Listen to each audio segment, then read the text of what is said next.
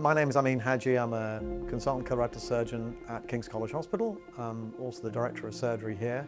But my main interest is really managing patients with colorectal cancer. So we have a real focus on managing patients with complex polyps that may harbour incidental cancer, and we're a tertiary centre for that at King's. And this leads on to some of the work that we're doing both with treatment of patients and focusing on organ preservation rather than having major surgical intervention. So if you look nationally, up to 15% of patients will present with locally advanced cancer in a palliative setting.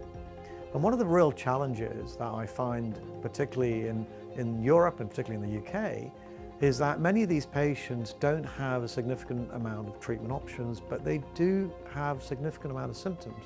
You know, they may have symptoms in terms of symptoms of potential impending bowel obstruction, functional symptoms. Patients with locally advanced rectal cancer may have urgency or diarrhea or leakage or incontinence, and this could be really distressing, particularly towards end of life. The other aspect is if you have impending bowel obstruction, then patients may require major surgical intervention. And if you're end of life and are increasingly symptomatic, then that could be meaning spending the rest of your time in hospital and recovering from major surgery, which could be a real challenge.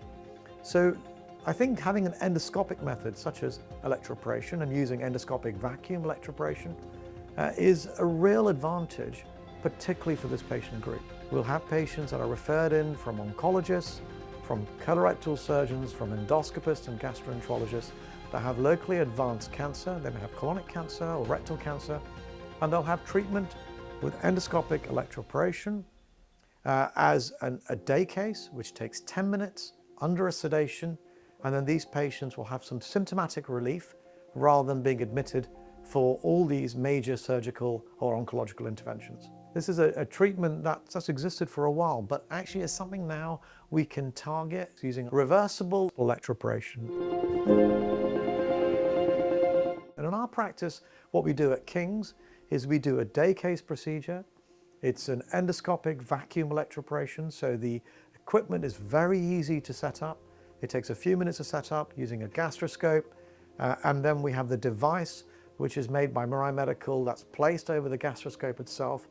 And what this does is connect it to a vacuum, which we can actually go and get contact with the tumor endoscopically. We would increase the vacuum and suction to get more opposition and greater control over the surface area that we're treating for the tumor itself. And then we would deliver electroporation after injection of calcium.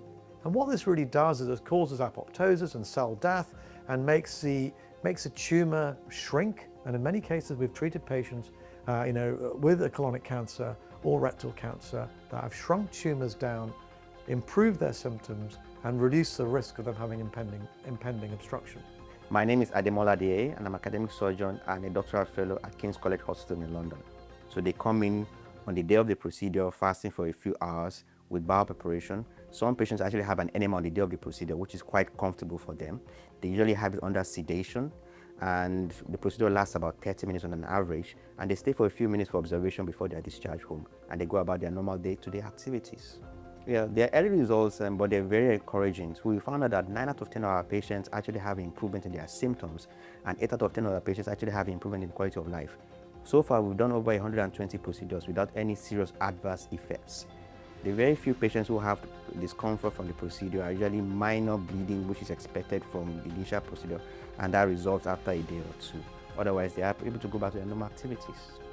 So I feel that this is going to be more of complementary rather than competitive. So it can be combined with surgery, with chemotherapy, with radiotherapy, with good results and good effects. And I feel that it will ultimately help in preserving the patient's organs and make them avoid having a stomach bag. I feel that EndoVe will be, in the near future, an important aspect of cancer care in the NHS practice and globally.